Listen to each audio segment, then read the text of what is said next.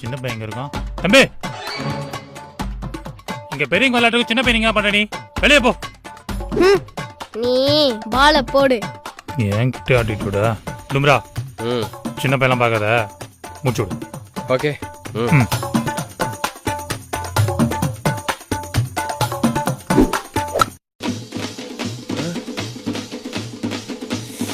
விட்ட ஒரே ஒரு ஜெயிக்க வச்சிருவான்.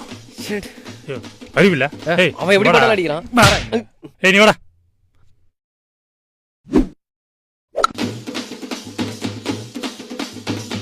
அவன் அடிக்கிறான்.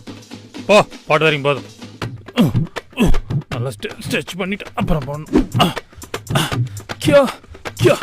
ஏன் பாராதி பால் போடுப்பா, டைம் ஆயிடுச்சு.